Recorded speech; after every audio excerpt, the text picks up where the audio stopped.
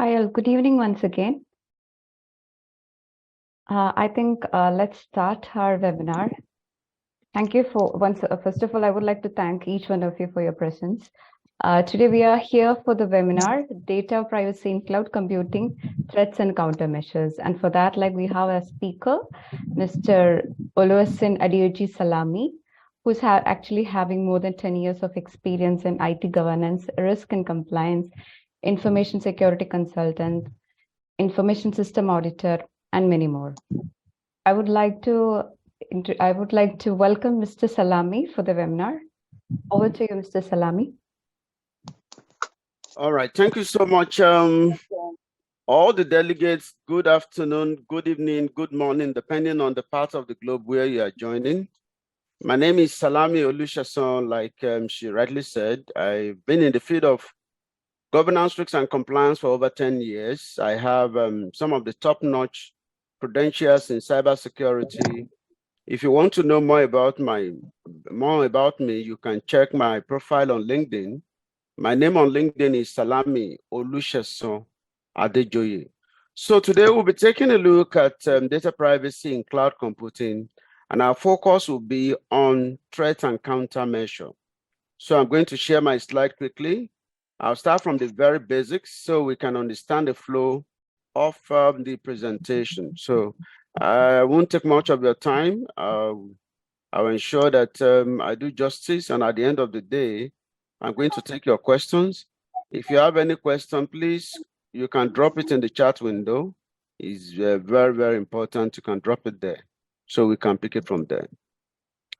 Now, looking at the topic before us, the topic actually deals with data privacy. Not only data privacy, but in a different platform within the cloud environment. So we'll look at the cloud environment. We'll consider data privacy in the cloud environment, and then we'll consider the threats and the countermeasure we can put in place to mitigate those threats. But what is cloud? When we take a look at cloud, there are so many definitions of cloud computing. And one of the best definitions that we can think of so far is the definition from the National Institute of Standard and Technology that we all call the NIST definition. So we'll be looking at the NIST definition, the National Institute of Standard and Technology. There are so many definitions of cloud computing, but the best within the industry that everyone within the cybersecurity space that we adopt is the definition from the NIST, National Institute of Standard and Technology definition. So first, what is NIST definition all about? Within the NIST definition, we'll look at few things. We'll take a look at the 5 essential characteristics of cloud computing. We'll look at the 3 service models, and we'll consider the deployment models.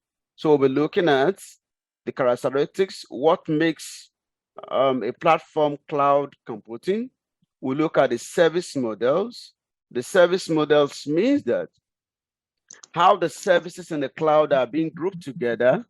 And then we'll look at the deployment models, how these services are being delivered to the consumer. We'll also consider some basic roles within the cloud environment.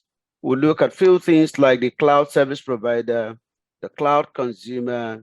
Then we'll take a look at the cloud service broker as time permits us, and then we'll go to the business of today. What is cloud computing? If you ask someone that is a rookie in the IT world, the person will tell you, well, if you ask them, a newbie, what is cloud computing? He will tell you, oh, delivery of computing services via the internet. Of course, that is cloud. Every one of us were used to the cloud environment, but our focus is our data in the cloud. There's no one here that doesn't have a private email. Your Yahoo Mail, your Gmail, they are typical example of cloud computing. But when we go into the seminar, the discussion proper, we'll get to know the class of cloud computing, the service model it belongs to. So cloud computing is a model for enabling ubiquitous. Ubiquitous means something that you can find everywhere, something that is time decoupled, that is location decoupled. You can access it anytime, That's one. You can access it anywhere. Two, convenient. Convenient in the sense that there is no bottleneck. Availability is ensured. Anytime you want to access your resources within the cloud environment, those resources must be available. And for the resources to be available, it means that we must put in place a lot of availability redundancy. We must try to prevent a single point of failure on that network. On-demand network access. On-demand network access means that the cloud consumer can provision resources without the interaction or intervention of the cloud service providers. Example, if I need to provision an instance of a server, I don't need to start going through Microsoft by telling Microsoft, please grant me this access. All I need to have is that I need to have an account on Azure platform or have account on AWS platform. Then with that account, I can provision resources I want to provision. Those resources can be our network, they could be servers, they could be storage, they could be applications or services that we want to provision for our business use. So on-demand network access to a shared pool of configurable computing resources. So this pool of configurable computing resources are provided by the cloud service provider to support the cloud consumer.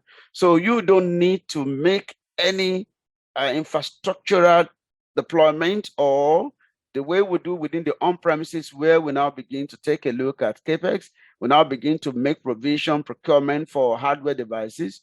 You don't need all that in cloud environment. All you need to do is to use the pool of resources that a cloud provider has provided that can be rapidly provisioned and released with minimum management effort or service providers interaction. So the deployment is seamless. The deployment does not need the interaction with the service providers.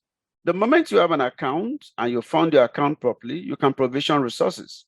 And we will, based on this definition also, we'll look at what are the key features of cloud computing. Number one, we'll look at the 5 essential characteristics that makes this a cloud computing. 2, we'll look at the service model. The service model, we'll be looking at the service model, and then we'll take a look at the various deployment models. Now, what are the key characteristics? From the definition, which is the standard definition adopted globally, we'll talk about on-demand self-service. In this on-demand, this means that the cloud consumer can provision services as required without any involvement from the cloud service providers. So if I need to provision maybe instance of my servers, maybe we're on a project and we need to provision servers within that project, and we need about 10 servers, we can quickly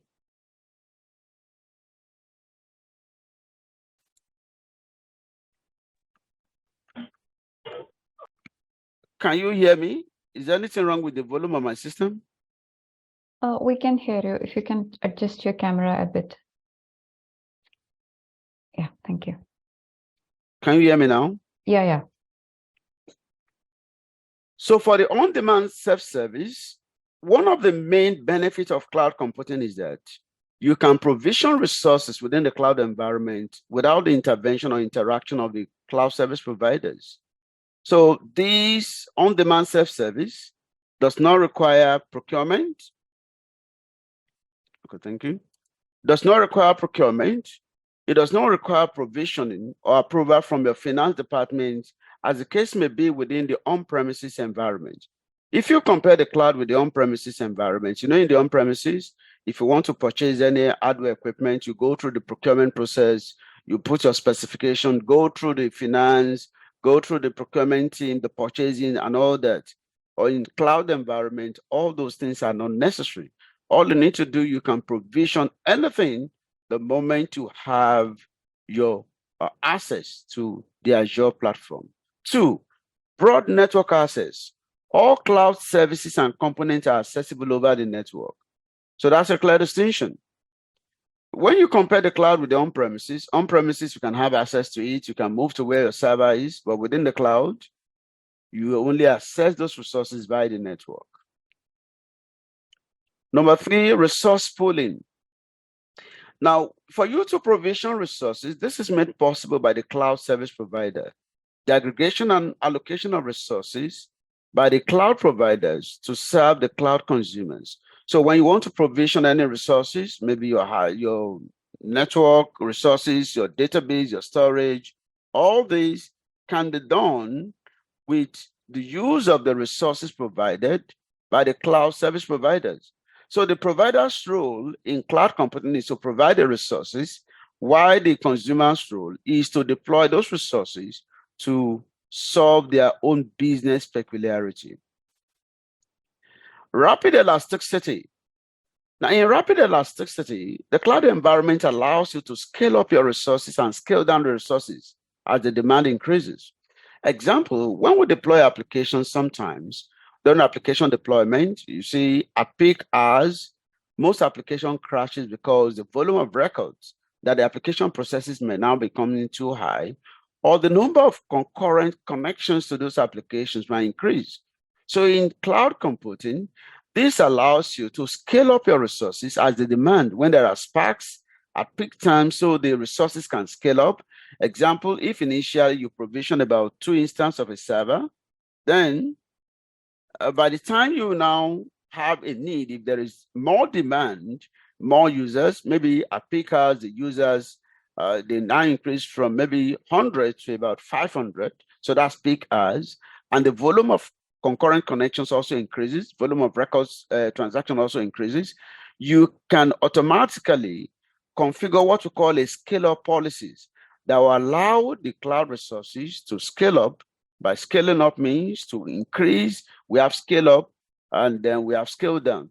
Now it will allow it to increase, to create more instances of those servers, and then at low peak times, when the demand for the resources reduces, it automatically scale down.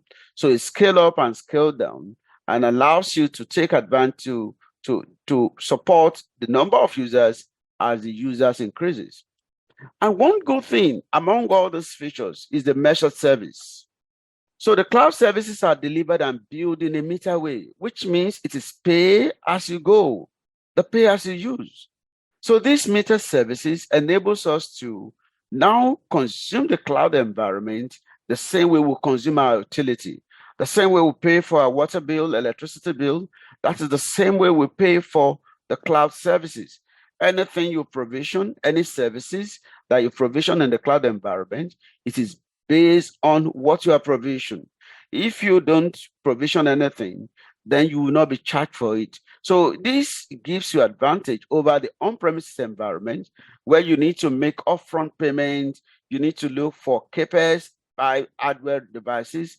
In cloud environments, you only pay for the resources that you deployed in the cloud environment. So that will take me to the second part of the definition, which has to do with the cloud service categories. In the cloud service categories, we'll be looking at 3 classes. We'll be looking at the infrastructure as a service, that's 1, the platform as a service, number 2, and also software as a service. Now, in cloud service categories, this has to do with the way the services are categorized for the cloud consumer. So based on the NIST definition, we are going to start with the infrastructure as a service. Now, according to NIST definition, which is the National Institute of Standard and Technology definition that relates to cloud computing. So in infrastructure as a service, this is the capability provided to the consumer to provision processing, storage, networks, and other fundamental computing resources where the consumer is able to deploy and run arbitrary software, which can include operating systems and applications. What does that mean? In infrastructure as a service, this is where the consumer is given more flexibility. Among all the service category, in infrastructure as a service, the consumer has more flexibility to provision instance of servers. That's 1. You might need to provision whether you want to use a Linux bus, or you want to deploy a Windows platform servers. You also need to determine, you can determine the operating system. If you are using the Linux bus, you can determine whether you want to use a flavor of Red Hat, or you want to use Ubuntu, or you want to use CentOS. So the consumer has flexibility in the deployment. It is synonymous as if you are working on the on-premise environment where you provision your servers, you install the operating systems, then you provision your storage device, your storage allocation, the amount of the storage to store your data. So the consumer has absolute control here. You can deploy your firewall. You have flexibility to deploy whatsoever you want here. What are the key benefits here? One, usage metered and price on the basis of units. So if I provision one instance of servers, I will only be billed on one instance. I will not be billed on 2 or 3. And I can also scale up when the demand increases. In cloud, we don't over provision. You have minimum provisioning. Then when the demand increases, you can scale up based on your scale up policies, and you can scale down during off-peak times. 2, ability to scale up and scale down infrastructures based on usage. So I don't need to consume more than necessary. I consume as the demand arises. Then it reduces cost of ownership. If you look at on-premises environment, most IT resources, they have what we call depreciation period of 4 years in most companies, if not 5, but averagely most companies use a depreciation value of 4 years. So within the cloud, you won't talk about depreciation. So whether you deploy your resources in the cloud environment, there's nothing like depreciation, and you don't need to pay upfront. You only pay for services you've consumed. Significant and notable providers within the infrastructure as a service space, you have your Amazon, the leading 4 are there. You have Microsoft is also there. Microsoft Azure plays a major role.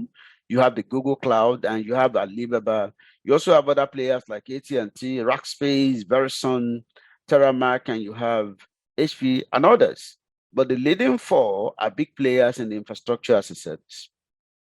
Now, let's take a look at the second one, the platform as a service, as this will usher us into data privacy. But before we go into data privacy, we need to understand the fundamental concept of what cloud itself is all about. And then we now know what is the concern. When we talk about data privacy in cloud, what is our major concern? Because if you ask people today, what are the risks in cloud environment? They'll tell you, oh, availability and data privacy. So we'll look at that shortly. In platform as a service, according to the NIST definition, this is where the consumer is given the capability to deploy customized application. Here, this platform as a service is peculiar to software development organization or possibly developers. You know, the goal of developers is to provide applications, to host applications, either customized applications. So any application you've created or you customize, the consumer is given the prerogative to deploy those applications. So in this environment, the consumer is not concerned about the underlying platform. He's not concerned about the choice of OS or the type of server. Whether it is Linux BOS or Windows BOS, it is not the business of the consumer. The goal of the consumer is that I want to deploy applications. I want platform as a service where I can deploy my applications, where I can choose my programming languages and library and services and tools that will support my job. That's the application I'm deploying. But we're less concerned about the operating systems. That is the underlying infrastructure there. What are the key benefits? 1, services are available and can be obtained from diverse sources. 2, globally distributed development teams are able to work together on software development projects within the same environment because we can converge. The cloud environment offers ubiquitous, anywhere, time decoupled, location decoupled. I can access it from anywhere. I can access it anytime. Regardless of the time zone where I may be in the world, we can access resources if we have a virtual team working on a project. So depending on our time zone, we can always access the resources. There's no restriction to time and location. It is location decoupled and time decoupled. Finally, we have software as a service. In software as a service, this is the capability provided to the consumer to use the provider's application running on the cloud infrastructure. In this case, we don't deploy anything. Example is a Zoom platform we're using now. We didn't deploy it. All we need to do is to subscribe to that services. So the service provider, they provide those services for the consumption of the consumer. So if I want to use Zoom, all I need to do is to pay for the subscription.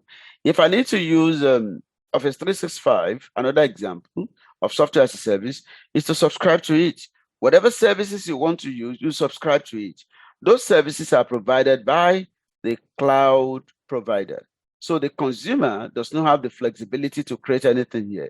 You just use it. What are the benefits? Overall reduction of costs. So cloud deployment reduced. You don't need to deploy anything. You only need to subscribe to it. And then 2, application and software licensing. I don't need to bother myself about licensing costs. Why? Because I am not deploying anything. I just subscribe to the service. 3, reduce support costs. I don't need to pay for any local or remote support. These are services provided by the cloud service provider. As a consumer, all I need to do is to subscribe to those services, and I use them. So some other benefits include ease of use and limited administration, automatic updates. I don't need to bother about updates. Updates are done by the providers themselves. Standardization and compatibility. All my users in my environment will have the same version of the software release. And it also provides global accessibility.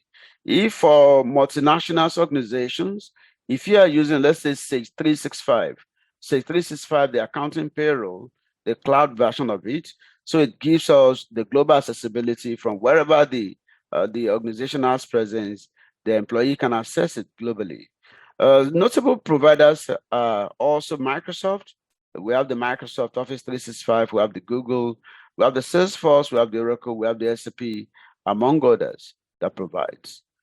Now let's take a look at a good comparison between the infrastructure as a service, one, and platform as a service and software as a service to wrap it up. 1, in infrastructure as a service, these provide the most flexible cloud services because here the consumer is given the flexibility to deploy, 1, the instance of the server, to determine the choice of operating systems, the choice of storage location and everything. So the consumer has more flexibility here. The consumer has more flexibility in infrastructure as a service because you can configure and manage the hardware for your application. But in platform as a service, this focus more on application development and is mostly used by developers or software solution organization. So they focus on the applications. They're not concerned about the underlying OS.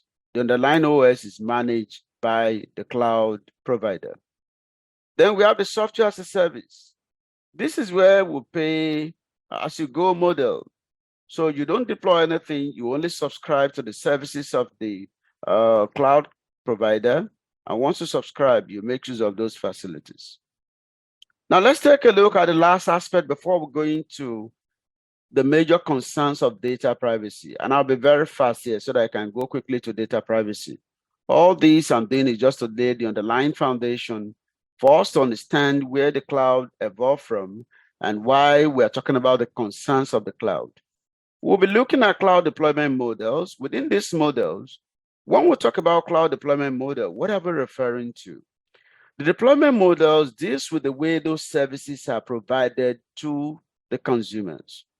When we look at the way the services are categorized, we've considered infrastructure as a service, we've looked at the platform as a service, we've looked at the software as a service. Now, how can these services, how are they being deployed and delivered to the consumer? That will take us to, we'll look at the concept of the public cloud deployment model, the private cloud, the hybrid, and community cloud. So let's start with the public cloud model. Based on the NIST definition, this is the cloud infrastructure that is provisioned for the use by the general public. So because it's provision for the use of the general public, it therefore means that it may be owned, it may be managed and operated by business, academic, or government organization. But in this case, there are multi-tenants here. By multi-tenant means multi-users sharing that pool of resources. Now, but there are concerns in public cloud. Though there are benefits, but there are also concerns. The key benefit is that it provides no wasted resources. Because you are sharing resources, because those resources are being used by multiple tenants, because the public cloud deployment is based on multi-tenancy. Multi-tenancy model means you have multiple tenants sharing the same pool of resources. So you don't need to have your own, you don't need to have any deployment exclusively for the use of your organization. In public environment, public cloud deployment, everybody subscribes to it.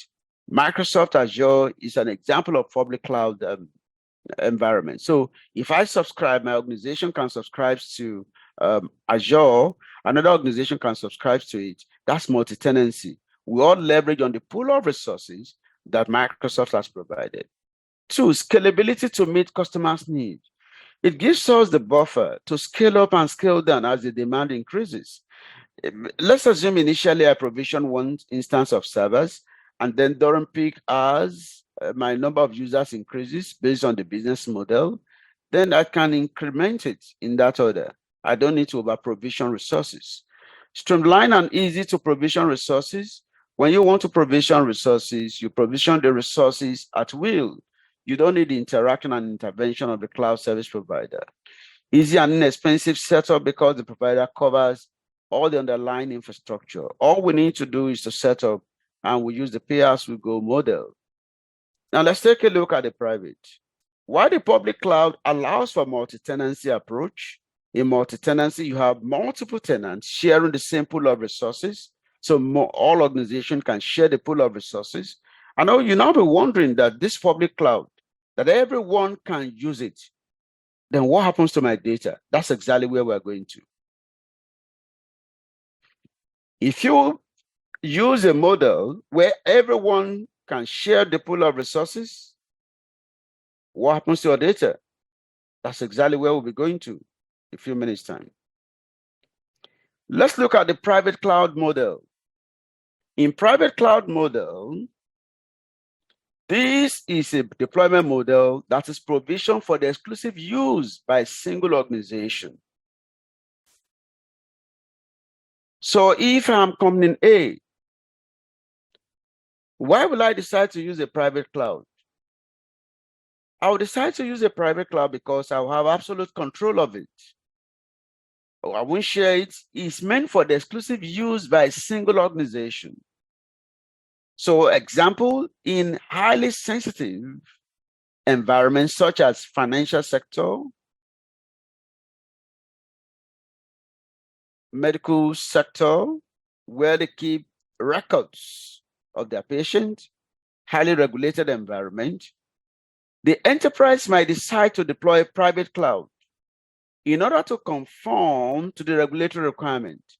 Because most of the regulatory requirements might not allow you to use and adopt public cloud for the purpose of data privacy and security. So to take advantage of the cloud, you can deploy private cloud model, which is for exclusive use by the enterprise only. What are the benefits? When you have a private cloud model, a cloud model where it is for your own exclusive use, one benefit it will give to you is this. You have control over your data, data governance, data classification, underlying systems, and application, you have control over it. 2, ownership and retention of governance controls. Governance, in terms of the way you manage your data, you manage your resources, you specify the roles and responsibilities for users. You have absolute control over that because you are not sharing it. 3, Assurance over data location. You know where your data is located. Because in the cloud environment, especially for the public cloud, to provide for data availability, the data is replicated into so many locations. And that can lead to multiple jurisdictional, legal, and compliance requirements. Imagine you are in Nigeria or you're in Botswana, and there are regulatory requirements for your organization to fill. If you take the public cloud environment, your data can be replicated to all their data centers around the globe. And this might lead you to having conflicting legal requirements to fulfill. So that's the benefit. Now let's take a look at one or two more before we move into where we're getting to. We're getting down there quickly. We have the hybrid cloud model. In hybrid, this is where we combine two of the cloud model.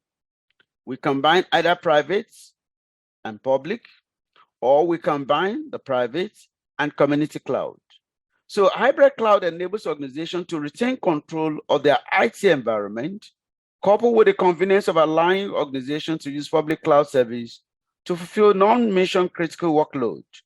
The advantage of hybrid is that, you see, in the private cloud has one disadvantage, and that disadvantage is the cost of implementation.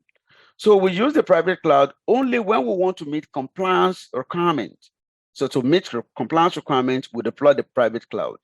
But to take advantage of the cost optimization, we use the public cloud for non-critical workloads. So enterprise might classify their data. Which one is critical that I need to conform to regulatory compliance? You can put that on the private cloud. Which one is not critical? Example, your employee mail might not be that critical. Their records, if it is not medical record, might not be critical, but customers' data are critical. So you might want to put customer data within your private deployment and put all other data that you've classified as not so critical that can violate any regulatory requirement. You can put those ones on the public cloud to take advantage, because the public cloud is a share model where you have multi-tenancy, multiple tenants sharing the same pool of resources. So you can do it that way. What are the benefits? One, retain ownership and oversight of critical tasks that you can deploy in the private cloud. Reduce previous investment in technology. So the non-critical, you can put them within your public cloud. Then it can also be used to act as cost-effective means by ensuring that non-critical business functions are placed within the public environment. Then we can also use that to support our disaster recovery. Example, those days, for those of us that have been in IT, especially for business continuity and disaster recovery, there are so many disaster recovery options. We can fail over to the hot site, our cold site, and our warm site. But again, with the introduction of the cloud environment, we can also fail over to the cloud environment by using the cloud public environment, by using it as a DR. So the last one is community cloud model. In community cloud model, this is for exclusive use by a specific community of consumers. And this community of consumers, they must have something in common. Example, maybe they have security requirements in common. If you take a look at the Nigeria as a case study, there's something we call the NIMS. NIMS is part of the regulators that manage all the inter-window transfer among all the banks. So NIMS might deploy a community model where all the banks can always log into and get their service. Now, why is that possible? Because in a community cloud, the rule of the thumb is that they must have a shared concern. This concern might be they have the same security requirements, or they have the same policy that they need to conform to, or they need to conform to the same compliance consideration. So when all these three, when either of these is available there, we can use the community cloud. In our institution of learning, such as the university, a university composed of so many departments.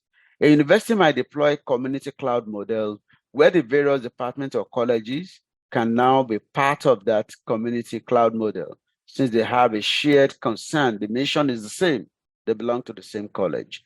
What is the benefit? Cost-effective multi-tenancy. By cost-effective multi-tenancy means that if there is a fault or maybe there is a cost that needs to be incurred in terms of the service consumption, this will be shared among all the tenants. So when it's shared among all the tenants, it leads to cost effectiveness. High level of privacy, security, and regulatory compliance, because these are a group of organizations or institutions that have a shared common concerns like the policy or compliance requirement and also security requirement. Having said all those things, let's look at the way the cloud is designed. And this is where our topic for today will start from. The cloud shared responsibility model. Most people believe that the moment they adopt the cloud environment, they can go to sleep. That is not true. Security in the cloud is shared between the cloud service providers and the cloud consumer. The security is shared between them.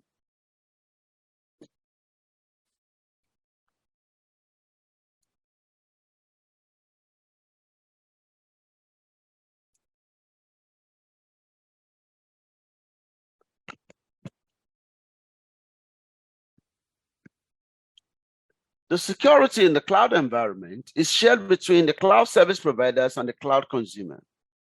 We call that cloud shared responsibility model.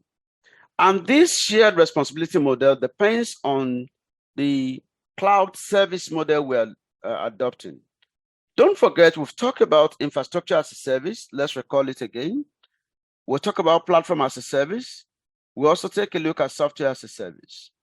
In infrastructure as a service, I did mention that this is where the cloud consumer has more flexibility.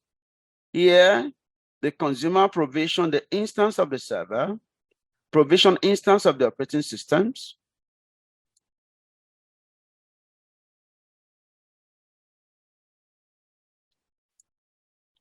provision the instance of the operating systems, also provisions the application, the data storage, has flexibility. So now, what is the responsibility of this cloud consumer in infrastructure as a service? The rule of the thumb in the cloud share responsibility model is that any resources that you deploy in the cloud environment, you must protect it. So if I provision my OS, I provision instance of the server, instance of the application that will be running on them, then it is the responsibility of the cloud consumer to protect those resources. While it is the responsibility of the cloud providers to protect the underlying infrastructure. The underlying infrastructure will be the data center itself, the physical protection of the data center from unauthorized access, from natural disasters, from malicious intruders, all those protections to protect the data center from failure, ensuring availability, will be the responsibility of the provider. In platform as a service, the focus of the platform as a service is that the consumer provisions applications. So here, the consumer provision applications, you talk about the applications, you can see the application provided by the consumer, the identity and directory infrastructure, the consumer, the account identity devices, information data. So whatsoever the consumer has provision, they will be responsible for the protection.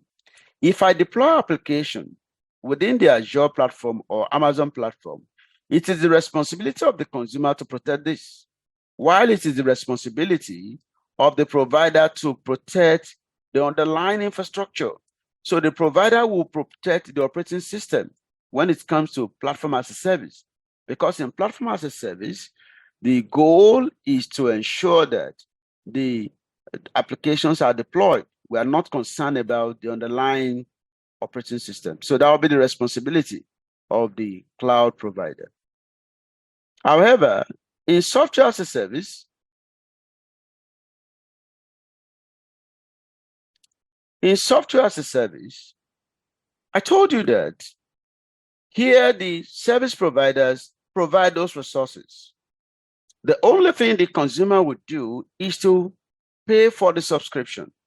Example of software as a service is your Zoom that we are using, Office 365, your cloud Sage 50 for payroll and accounting software, your Google email, and other resources that are deployed.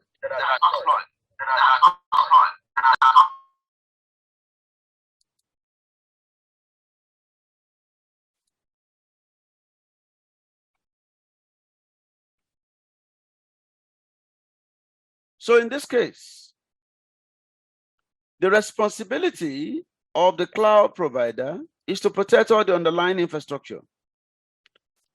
The data center, the network, the OS, the operating system, the network control, the applications.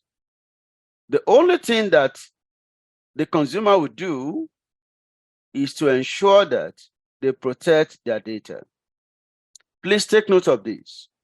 Regardless of the cloud service model, it is the responsibility of the cloud consumer to protect their data.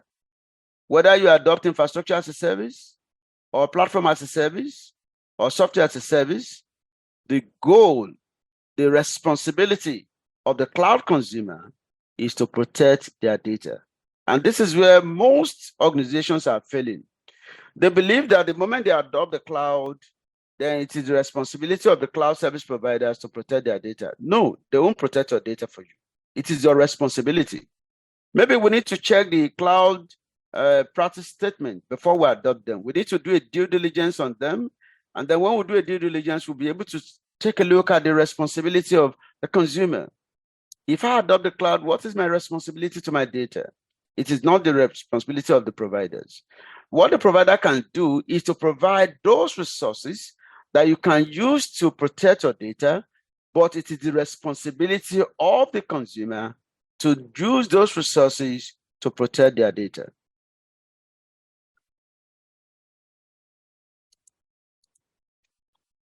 Importance of data privacy.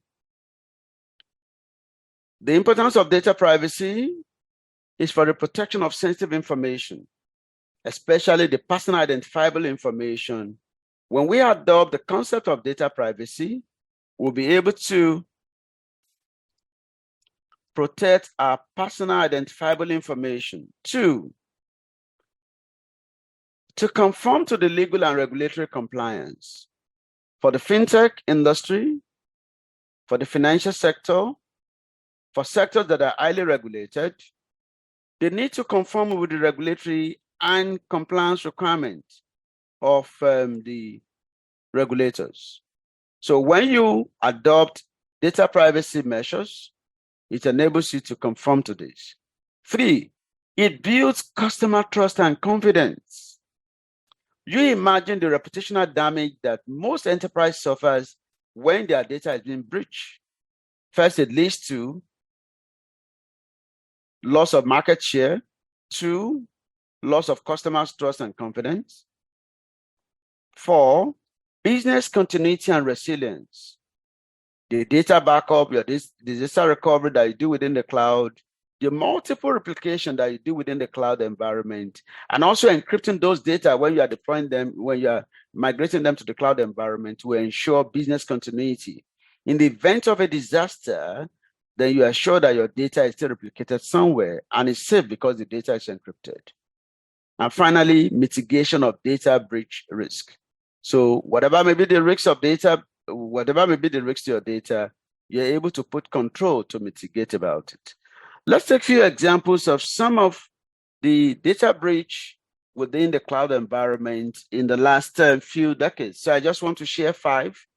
Within the GDPR, there are so many of them, but because this is just 1 hour or 1 hour, 20 minutes thereabout seminar, I just decided to take few, not to bore you.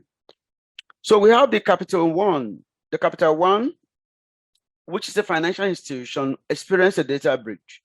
And what was the cause of this data breach? This was due to the fact that a former employee gained unauthorized access to the customer data.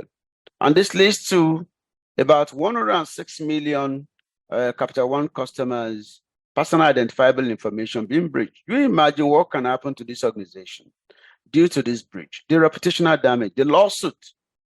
Some customers can sue them, especially based on the GDPR. We'll be looking at that shortly, and some of the other data privacy regulations across the globe. You see that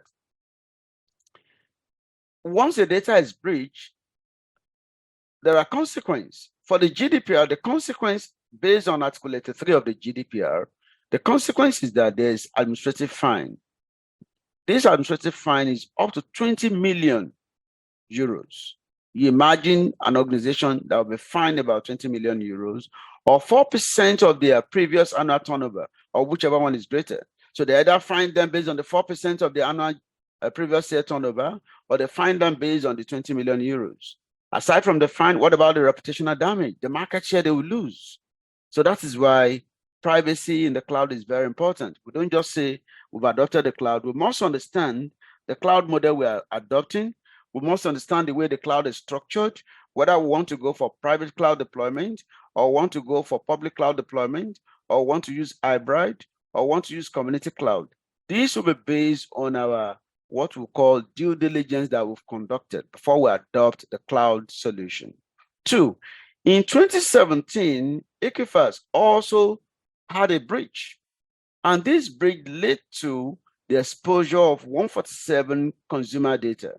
But this breach was due to the fact that their open source software is vulnerable. So based on the vulnerability of the open source software, this breach was made possible. And that also called for the attention of regular updates, conducting periodic audits, regular updates, and also a lot of background checks. We must do that before we call that due diligence before we adopt the cloud solution.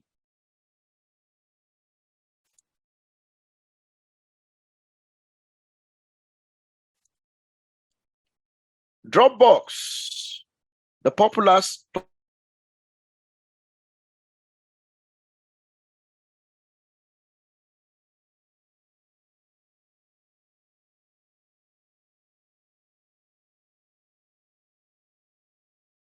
where you can use deception to elicit sensitive information from the users. So based on the social engineering, they were able to compromise this attack, compromise the employee's account, and then the attack became successful. And that affected the reputation of Dropbox.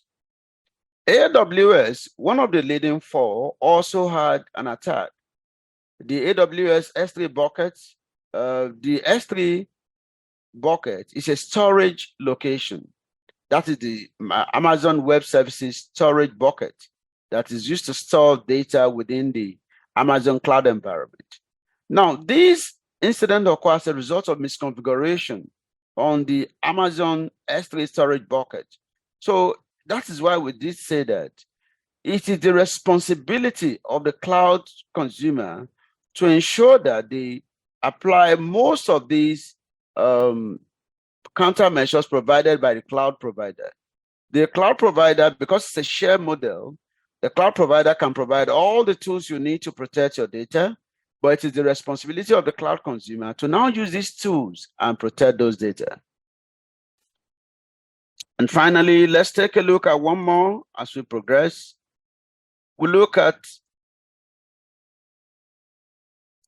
Let's take a look at the Marriott.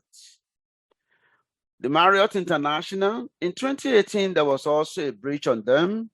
And this data breach led to about 500 million guest personal identifiable information was breached. So how does this happen? The attacker had unauthorized access to customer data. And because of this unauthorized access, so they were able to compromise their personal information, the passport details, and the payment card information.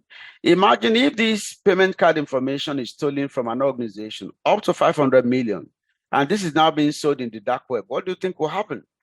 There will be a lot of financial suits on the part of the organization. Aside from reputational damage, there'll be a lot of financial suits on their part because the customers will sue them for not putting in place adequate protection to safeguard their data. Having said that, let's look at data privacy threats. Now, these are a few of the data privacy threats, and the list is not exhaustive. We have data breach, we have the system vulnerability, we have insecure interface and application programming interface, account hijacking, malicious insider, advanced persistent threat. We have data loss, insufficient due diligence before we adopt the cloud environment. Weak authentication is another threat. We have data location and jurisdiction. We have, because in data location within the cloud environment, the data are usually replicated to different locations to provide for what we call data redundancy and availability. Then we have data management and outsourcing. All these are things we'll look at shortly. I know the time is fast spent. I'm almost spending 1 hour, but I'll try and see if I can wrap up things in the next 20 minutes. I'll be a bit fast. So we have the data breach.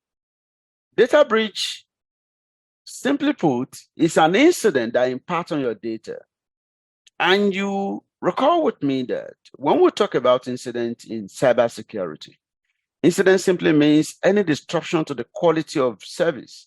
Example, if you take a look at your laptop, if you on the laptop and you observe unusual behavior of the laptop, the mouse, you can't control the mouse, it's behaving any abnormal way, a beep sound, continuous beep sound is coming out from the laptop. Oh, you now notice, oh, this laptop is not working the way it should be. That's an incident. An incident is any observable trait that we can observe in an IT resource. So this data breach applies to all the service model, be it infrastructure as a service, platform as a service, or software as a service. So some of the mitigation techniques we can use to minimize incidents on our data might include data encryption. So when you take a look at data encryption, but before we can encrypt the data, we need to classify the data. There's something we call data lifecycle within the cloud environment. But because I was told that this webinar will not be more than an hour, I had to cut off so many things and reduce the slide to the barest minimum. So, but subsequently, there are other series of webinars. We might look at the cloud, the data lifecycle within the cloud environment. We'll take a look at from the first phase of the data lifecycle to the final phase and how we can classify the data and begin to put appropriate controls in each of the various stages of the lifecycle so that we can protect our data. 2, system vulnerabilities. Now, vulnerabilities simply refers to flaws, loopholes, susceptibility, weakness that are present in underlying systems or the operating systems. So these flaws or weakness can be exploited by a threat. So vulnerability can exist in the underlying operating systems. Vulnerability can exist also in the applications. And one of the ways we can mitigate about these vulnerabilities is to always do what we call continuous patching. We'll patch regularly. We'll do monitoring extensively. We'll scan. We'll take a look at VAPT, vulnerability assessment and penetration testing. Anyway, based on regulatory requirements, most enterprises are mandated to conduct their VA, vulnerability assessment and pen testing regularly. So you'll be able to do that. And these vulnerability assessment, this vulnerability threat is peculiar to all the models, be it infrastructure, be it software, be it a platform, it's peculiar to all. We have insecure interface and application programming interface. So these are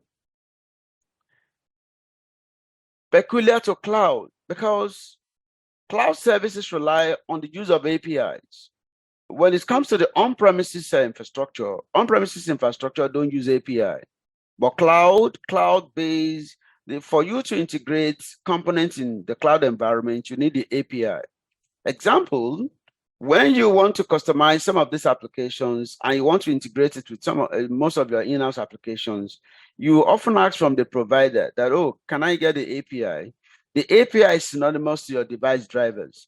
What do I mean by device drivers? You go to the market, you procure an hardware device, and when you buy the hardware device, you plug it to your system. You notice that it will not work like that. So you need to install some drivers. Those drivers will allow for compatibility between the hardware device and your system. The same thing is what the API does. So the APIs allows for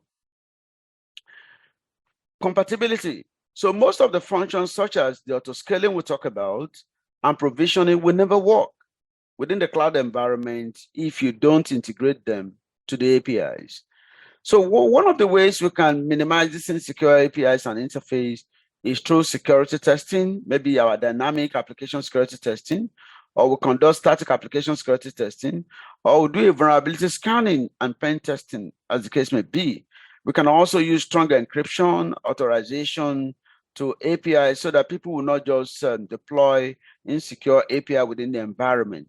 And this threat is peculiar to all the service deployment models. Then we have our counter hijacking is also a threat we need to look at. But this threat is not peculiar to the cloud environment. This is a threat that has come to stay, is both peculiar to both the on-premises and the cloud environment. So it's peculiar to both the on-premises and the cloud environment. So one of the things we can do to minimize account hijacking is you use multi-factor authentication, where you combine either type 1 authentication, what you know, with type 2 authentication, what you have, what you know, like your password. You combine your password with what you have, which is your token, or you combine type 1 with type 3, which you have biometric. So there are 3 types of authentication within the cybersecurity environment. We have the type 1 authentication that we call what you know, example, password.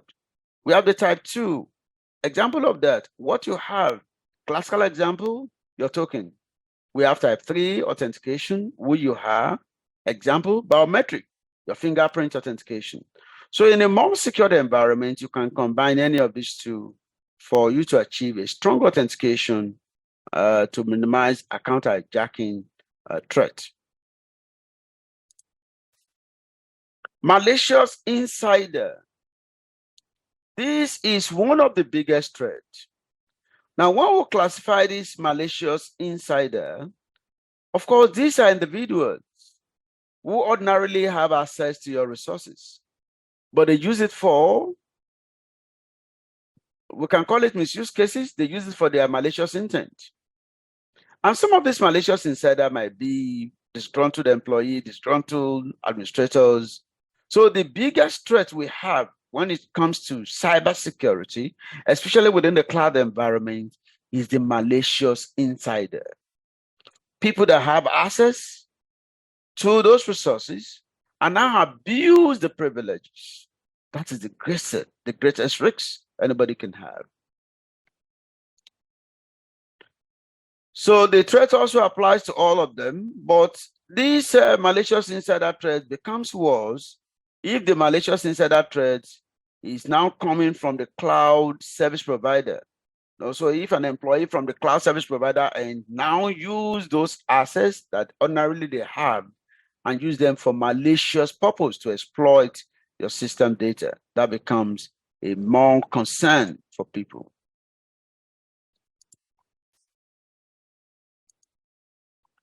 We have advanced persistent threats. Now, the advanced persistent threat, these are threats that are ongoing, very rampant. Before the likes of ransomware comes in, I normally define ransomware to be system kidnapping. The word kidnapping is synonymous to my home country in Nigeria, where you talk about human being held hostage. But in this case, in the system kidnapping ransomware, this is where somebody takes absolute control of the system, and then the access is given back to the owner based on some ransom, some token of amount being paid. So the advanced persistent threats are where the attackers target systems with the intent of establishing themselves and stealing data over a long period of time. So the attacker will use all the phases of penetration testing. They come in, they do a lot of footprinting on the organizations. Footprinting is a process where you gather information. Footprinting this with information gathering. So you gather the information first. Then 2, you scan the target systems. When you scan, you want to know the ports that are running. You want to know the services running on them. Then after that, you try to gain access. By gaining access, you look for a password to crack, or you look for any vulnerability in that operating systems or services that are running that you can exploit. So when you gain access, in advanced persistent threats, the adversary will want to remain on notice. So when you gain access, you now want to do what we call privilege escalation to maintain the access so that they can be there on notice, waiting for a time that they will strike. The time can be maybe there's a keylogger that they've installed or a logic bomb, maybe observing the network to see if there will be any financial resources, any transaction. Maybe there's a transaction they are trying to monitor. Once the transaction has hit the account, then the action can be triggered. So it's also applicable to all the service model, but this attack is very difficult to detect. The advanced persistent threat is absolutely difficult. So the best thing is to put in place preventive measures. Now, data loss. Data loss is quite different from data breach. In data breach, there is an incident that impacts on your data, so we can call that data breach. In data loss, this is where we don't have access to the data, either based on loss of maybe deletion, mistakenly we deleted, the data was deleted, or overwritten, or the data got corrupt. But worst part of it is that in the cloud environment, because the cloud works based on the fact that you must put your security in place, you must deploy the security when you are migrating your data. When you are migrating the data must be migrated in such a way that you encrypt your data. So when you encrypt the data, it is assumed that when you want to access the data, you decrypt it.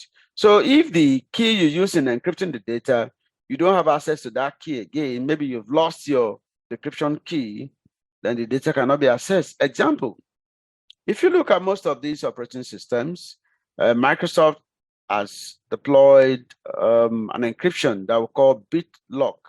The BitLock is used to encrypt your hard drive. So if you encrypt your hard drive and you don't have access to the decryption key, the data within the hard drive will be lost. That's data loss. When you don't have access to the data again, as a result of the fact that you don't have access to the key, the encryption key used to encrypt the data, that's data loss. Now, insufficient due diligence.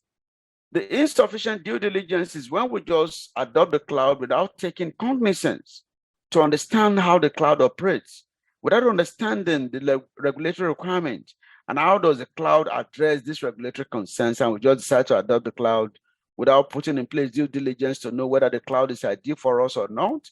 We don't even take cognizance of the cloud service model to know which model are we going to adopt, to know which service category are we going to deploy. So, and when we go there that way, and we're now faced with the risks, we don't even understand that the cloud is premised on the shared security model. So shared responsibility model, where to protect anything within the cloud, it's the responsibility of both the cloud service providers and the cloud service consumer. And we fail to understand our own role as a cloud service consumer. So due care, when we fail to implement policies, procedures, countermeasures to protect those data within the cloud environment, and we're assuming those are the responsibilities of the cloud providers. Weak authentication, insufficient, strong, or compromised password. The password does not meet complexity. We fail to implement multi-factor authentication, inadequate access control. We fail to understand the various types of access control, the role-based access control, the discretionary access control, the mandatory access control, and the one that will be ideal in the cloud environment. That can lead to weak authentication and can lead to data being compromised. The data location.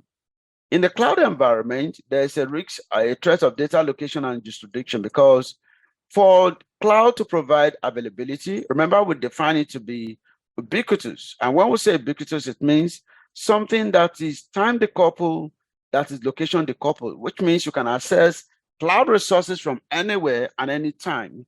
And to do this, it therefore means that the cloud uses a concept where the data is being replicated to so many data centers. And because the data is replicated to so many data centers, Imagine you have a provider, they have a data center, maybe in South Africa, they have another data center in Netherlands, they have another data center in England, and your company is situated in Nigeria, and then you need to conform to regulatory requirements in your home country, but your data is subjected to another jurisdiction. So you can see multiple jurisdictions applicable to that data. So that would lead to conflict. That's a concern in data privacy. So the concerns of data privacy law is because the data is spread, data dispersion, where you spread the data to so many data centers. That becomes a concern for data privacy law and regulations, as the case may be, to the store data. Then data management and outsourcing, data management outsourcing. Now, when we take a look at outsourcing means you want to leverage, you want to focus on your core business responsibilities and then outsource some part of your services that are not core to you to a service provider to handle. So organization that relies on cloud service provider to handle their data storage management and security. So this can now provide over dependency on the provider. I may raise concern about the ability to protect data privacy based on the requirements of your regulators, because the data is within the custody of the providers. And even when they tell you that, okay, when you tell them, okay, I want to bail out, I want to opt out of this arrangement, I know based on the agreement, the SLA we signed, so you need to wipe out my data. How do you know? What guarantee or assurance do you have to know that those data that they kept about you is being deleted? Because the data is replicated in so many locations. How will you verify? How do you know the data center it is? And you will not be given access to those data centers. So it is just their word against yours. They can only tell you, oh, blah, blah, blah, we've deleted those data based on this SLA agreement since you are backing out of the agreement. But the truth is that the data is replicated in so many regions, and it will be difficult to actually locate all the locations where the data might be. Quickly, let's take a look at data privacy countermeasures as a standalone. We'll be looking at encryption techniques. I'll be fast here because I need to, it's getting to 1.5 hours, so I need to be fast. I never knew that I thought the time they were allotted is 2 hours. I never knew it's 1 hour.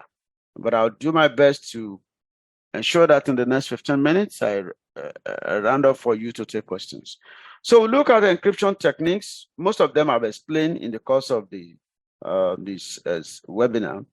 Access controls and authentication, secure data deletion, the privacy enhanced technology, compliance with data protection regulations. Now for encryption, we need to take a look at the state of the data, whether the data is at rest or the data is in transit, which we call in motion. The data has to be encrypted. And the encryption method you are going to adapt depends on the state of the data. When the data is at rest, we use advanced encryption standard. This advanced encryption standard is an example of symmetric encryption. So in symmetric encryption, we use one key to encrypt the data and the same key to decrypt the data. 2, when the data is in transit, we use the transport layer security. We don't use secure socket layer. This is obsolete. So now we use TLS. And you can also provide a secure tunnel. The secure tunnel can be IPsec VPN. You can use a secure tunnel IPsec VPN for that tunnel to provide a secure tunnel in addition to your TLS. Then there's something we call homomorphic encryption.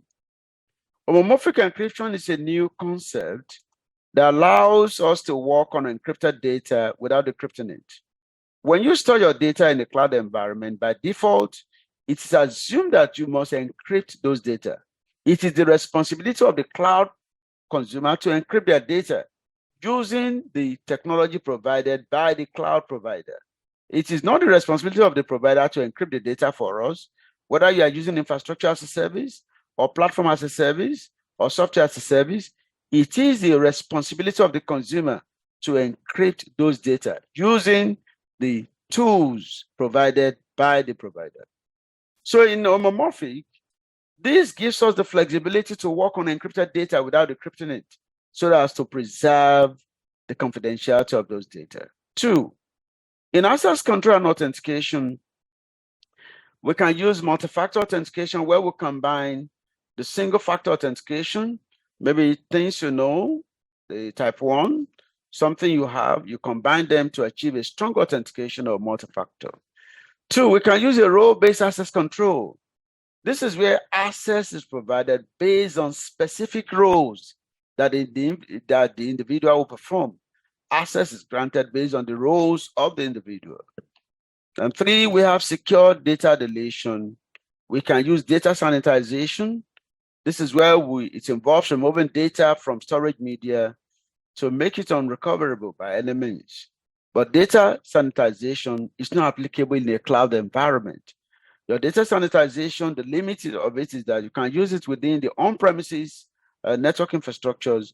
But when it comes to the cloud, the only one that is more effective is crypto shredding. Crypto shredding is the only secure data deletion that you can use in the cloud environment. And what is this crypto shredding all about?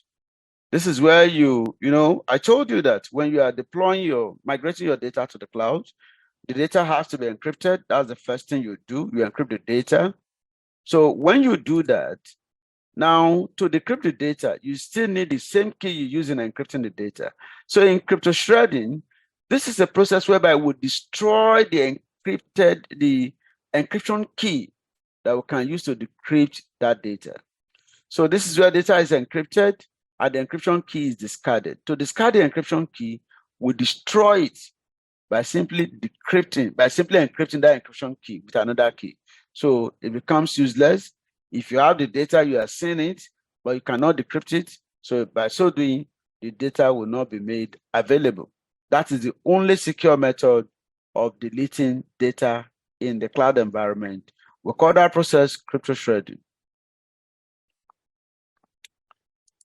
I'll take questions from you quickly. I'll be fast. Then we have privacy enhanced technologies, especially anonymizations. There are so many anonymization techniques such as data maxing. If you go to the banks and they want to work on your account, you see they mark some about 6 characters of your account details. They just replace them with a different character. That's anonymization techniques. Or they use data generalization. In anonymization, because every data set has 2 parts. Data set contains 1, direct identifier, 2, indirect identifier. Example, if I give you my details, my attributes, I'll tell you my name, I'll tell you my age.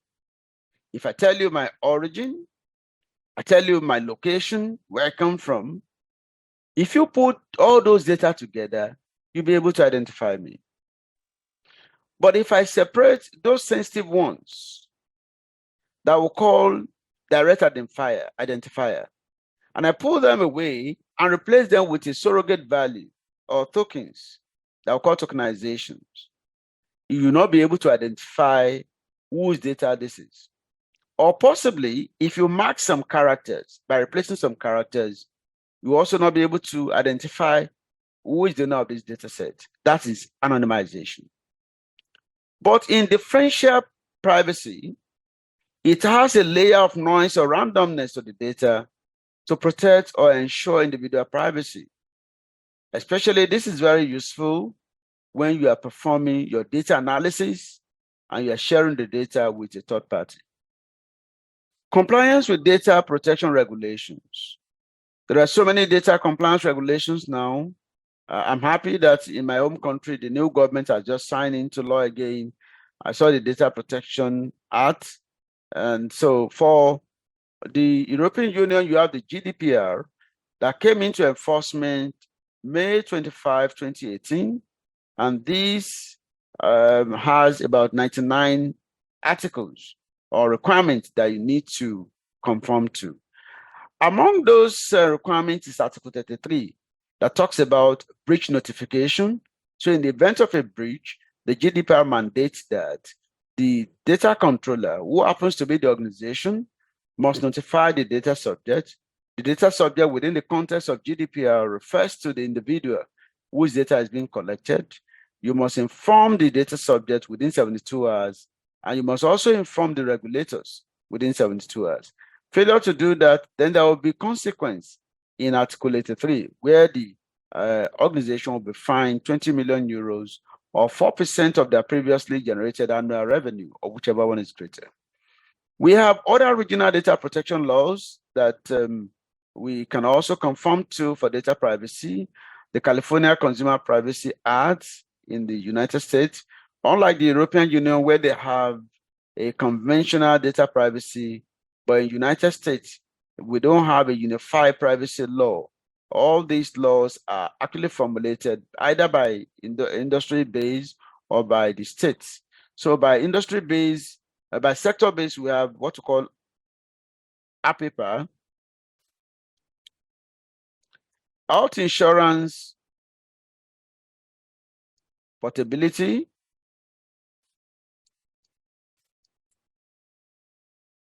and accounting act. This is sector based. This is for health records. We have the PCI DSS. The PCI DSS, this is also sector based.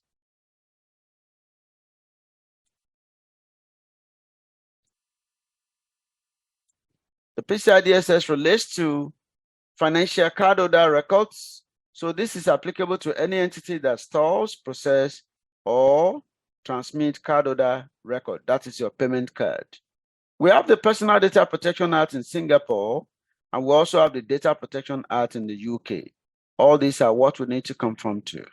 So quickly, let's take a look at the best practice. But first, just give me 5 more minutes, then I'll take your questions. One, you conduct regular risk assessments. So you need to take a look at best practice for ensuring data privacy in the cloud. Risk assessment is very important. Strong security policies. Training, you cannot overemphasize the impact and importance of training, especially the training is very good to minimize what we call social engineering attack, monitoring and auditing cloud services, and then you must regularly update your security awareness service. So all these are, let me just take one or two. In risk assessment, the goal of risk assessment is to know the area of high risk. So our focus is to know our threats, to know the vulnerability in the systems, to also look at the effectiveness of the controls that are implemented, whether the controls are working or not. So if the controls are not effective, we can put in place compensating controls. Then it will enable us to now know area of high risk. So when you conduct a risk assessment, you'll be able to know which aspect of your enterprise is prone more to risk, so you can allocate more resources to mitigate the risks. And there are so many ways you can mitigate your risks. Of course, there are 4 ways you can do that. You either accept the risks if it's within your risk appetite, or you mitigate it by putting in place control, or you transfer the risks by getting insurance premium, or you outsource it, or you avoid the risk entirely. So then we'll go to 2, strong security policies. So key elements of the policies we include, you have a well-defined roles and responsibility. I remember at the point of engagement, when you employ a new, when you want to onboard a new staff, we always give them acceptable use policies. These acceptable use policies outline the roles and responsibilities, the do's and don'ts of the use of IT resources. So there must also be guidelines for data classification. Now, this data classification, if there are 2 classifications we can think of, and we have the military classification and we have the conventional commercial classification. The purpose of data classification is to protect the data. We don't want to overprotect the data, so we want to classify the data. Based on military classification, there are 5 classification models. We have the top secret, we have the secret, we have the confidential, we have the sensitive and unclassified. But within the commercial environment, you can have public, private, you have sensitive, and then you have confidential. So classification should be based on criticality of the data and also the sensitivity. And whichever classification model the enterprise is adopting, this must be approved by management. 3, strong password and authentication requirements. You must enforce that through your identity and access management. Your domain controller can help you enforce that. Either domain controller, because we have domain controller within the cloud environment, so you can deploy that, your Azure domain controller within the cloud environment. Then regular security updates and patch management to address vulnerability, monitoring and assessment of security controls to test for their effectiveness, and also third-party risk management and due diligence, so that the third party will not be the weakest link in your information landscape. Training employees on data privacy. Why do we train them? To minimize attack, social engineering attack. So we train them. We train them on our policies, procedures, best practice to adopt to ensure data privacy, how to handle the data, recognizing and reporting incident that relates to data breach, compliance with data privacy regulations, depending on the sector where we find ourselves. If it's GDPR, we train them on the compliance with the GDPR and let them understand the consequence of non-conformity, the 20 million euros reputational damage, the lawsuit that can come up with that. So we do all that for them.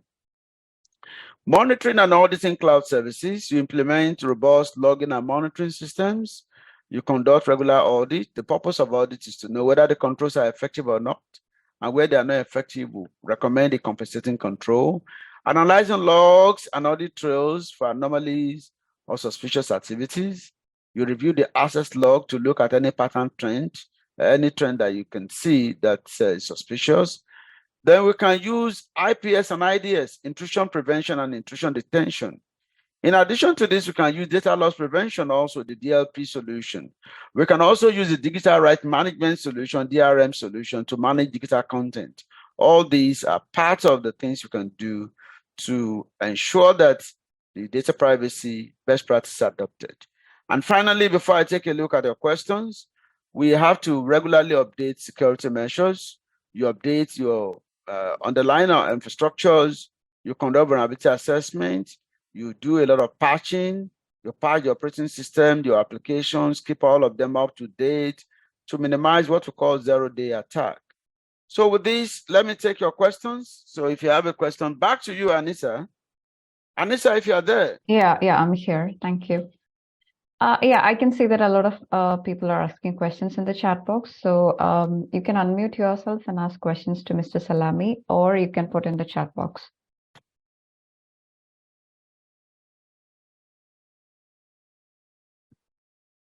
Yeah, we have seen a lot of questions in the chat box.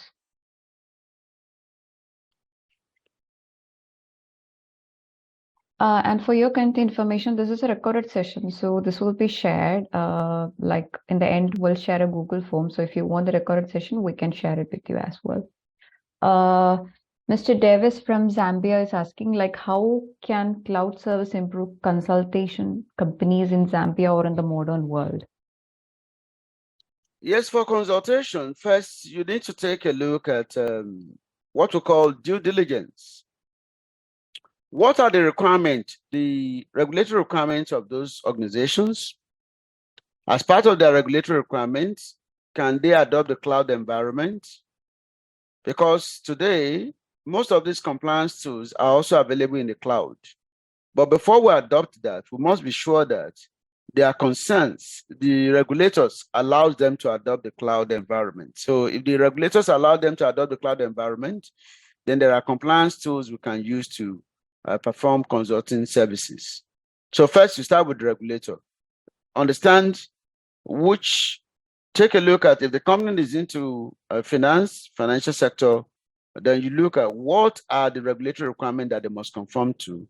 Study those regulatory requirements. If the cloud is allowed, then you can use your cloud solutions to do your consultation for them. Yeah, we have another question. What do you think are the main data protection risks associated with the cloud? Okay, before I take a look at what I'm reading, one of the major risks of data protection in the cloud is that the cloud environment, data is replicated into so many regions. So in the event of litigation between the cloud service providers and the consumer, there is always these jurisdictional issues. Where is the case going to be entertained? So example, if I'm based in Nigeria now, and I have some regulatory requirements I need to conform to, and then my service provider is based outside of my country, then you imagine that they are also subjected to different laws. So in the event of data breach, and I want to sue them, whose court are we going to go? Who will be the what jurisdiction will take precedence over it? That's one of the concerns. And two, another risk is that data erasure in cloud environment, there is totally nothing like data erasure. Because one, you don't have access to the location of the data. The data is replicated in so many places. So when the data is encrypted, if you want them to delete it, they can't totally delete it.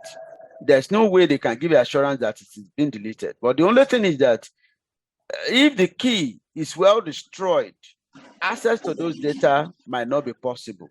And that's why we talk about crypto shredding.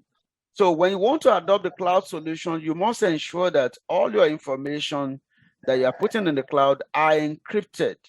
And two, the key has to be destroyed anytime you want to bail out from that service providers. We have another question. Can RSA encryption be used to protect data at rest also? Only AES is used. Can RSA is an example of asymmetric encryption. And one of the problems with RSA or asymmetric encryption is that they are very slow. The encryption process is slow. So because the encryption process is slow, we don't use them to encrypt data. We rather use them to address the flaws of symmetric encryption. If you look at symmetric encryption, we use the same data. The same data is used to encrypt, and the same key is used for encryption, and the same key is used for decryption. So key management is a major concern in symmetric encryption. So we use the RSA to distribute that key to ensure that the key is securely distributed. We use the RSA for secure key distribution. We don't use it to encrypt messages because it is a very slow encryption process. Yeah, coming to Mr. Williams, he have asked, how can an auditor audit cloud service providers? All right.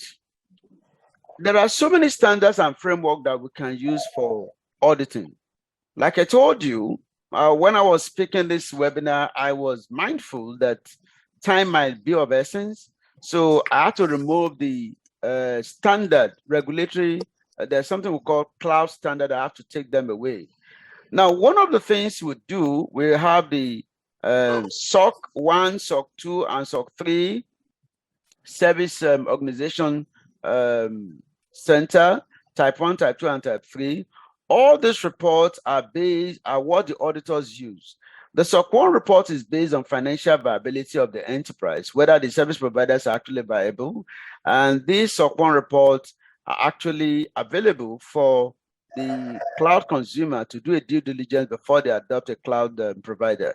But SOC 2 focus more on the assurance, the controls put in place by the cloud service providers. And so these controls are of two types. We have SOC 2 type 1 and SOC 2 type 2. The type 1 deals with the designs of the controls, and the type 2 deals with the effectiveness of the controls. While SOC 3 is a summarized or mini version of the SOC 2 report. And this is what is made available for public consumption. So we use the SOC 3 to benchmark and know which cloud service provider we want to go with. And again, there is another one we do within the industry, the cloud control metrics. So the cloud control metrics is also, is a framework that we can use to also audit the cloud service providers. So this framework is of two types. We have the type 1, where the cloud provider perform a self-assessment on themselves. Then we have the type 2, where external auditors perform audit the performance of the cloud service providers. And this can be something we can leverage on to know the level of conformity of those cloud providers. Thank you.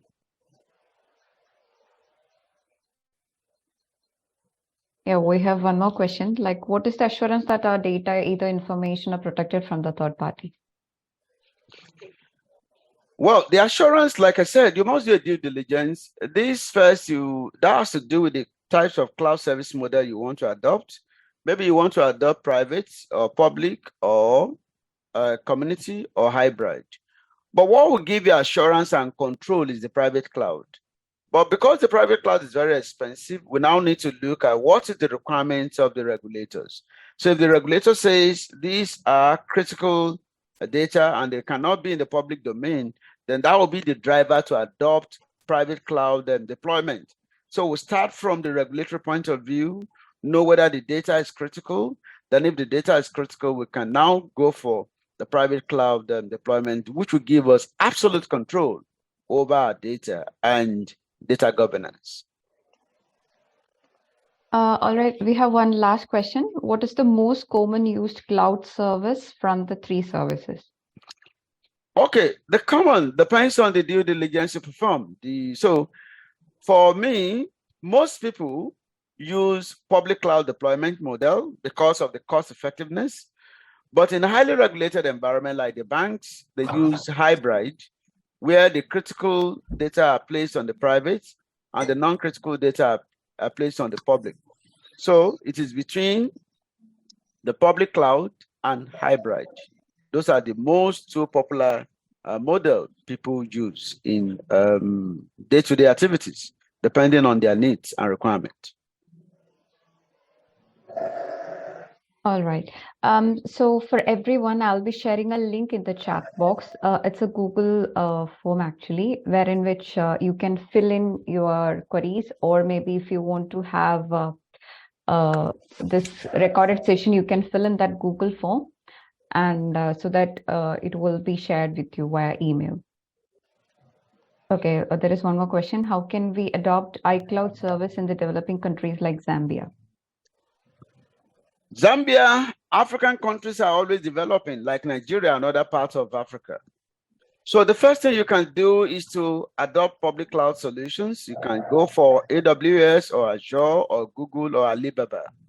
All these are the 4 leading cloud service providers. They have a differential pricing, while Alibaba has their strength, possibly in the Asian countries, very cheap. Google has dominance in some areas. And Microsoft, because of their simplicity, they've been on the face of people. So in Africa, and in Africa, mostly Microsoft is more popular, Azure. But in some part of UK and US, you have a mix of the market being struggled and shared between Amazon and Microsoft. So you must go for public cloud deployment, no doubt about that. But you can go for any of the big 4 that gives you a blended service that can address your needs. So you can go for Microsoft if the cost is friendly to you, or you can go to Amazon, you can go to Google, and you can use Alibaba. Whichever one has a price differential that is appealing to you, you can go for them.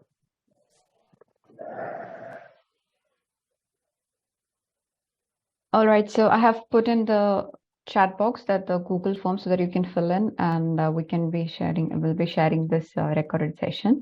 Mr. Salami, please may I ask you to make me the host back so that I can share the screen? Okay, thanks. Let me do that quickly.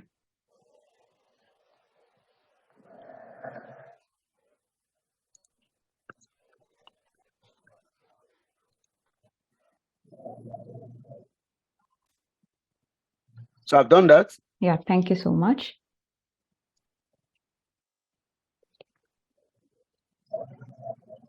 I hope my screen is visible. I just wanted to inform you all that we are starting our new cohort for Certified Information System Security Professional Training, that is CISSP, starting on the 1st of July. And that will be a 40 hours course, which will be conducting on the weekends, that is Saturdays and Sundays evening. That is like 6:30 British summer time, and of course it will be evening for the African countries as well, as we don't have much time difference. And the course fee is like, we do have different offers as part of our promotional offers. Like the course is actually worth of 999, where as a promotional offer we are actually giving it for $450. And if you have someone to refer with, like if you want to join as a group or of your friends or colleagues, you can get it for 333 actually. So for this as well, I'm putting the form in the chat box, wherein which you can fill in if you want to know more about the course, or if you want the recorded session, or if you want to put out the comments for the webinar, or if you have any questions regarding the webinar, you can fill in the Google form so that we can get back to you. Yeah, and of course, one more thing, Mr. Salami will be the tutor for the course as well. So you can get more insights about the course, and again, like more things that you need to know. So putting again one more time the link in here so that you guys can fill in.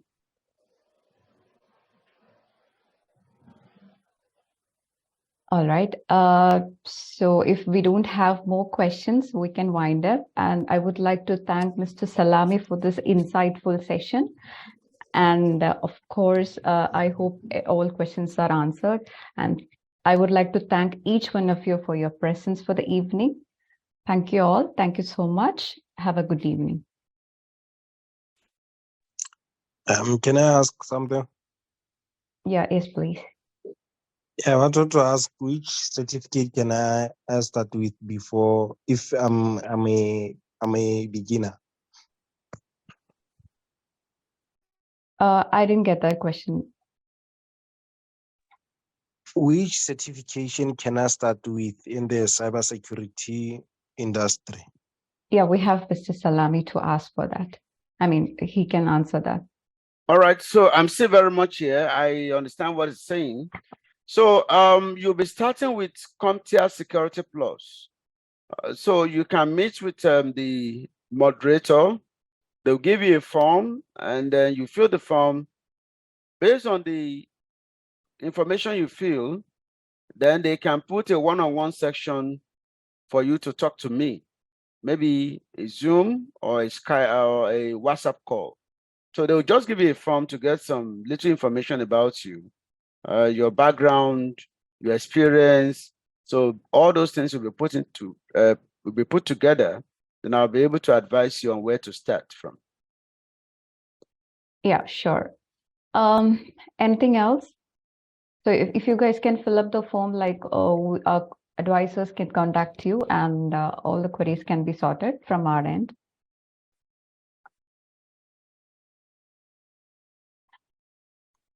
All right. Yeah, someone wants to ask something.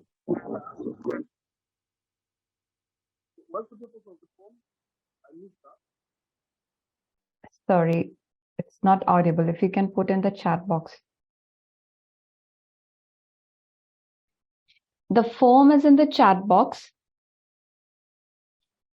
I'm putting it again. The form is in the chat box.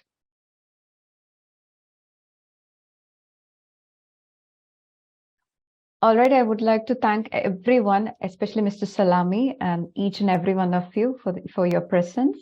Thank you so much. Have a good evening. And I hope we can have another session with an interesting topic from cybersecurity again. Till then, good evening. Bye. Thank you all.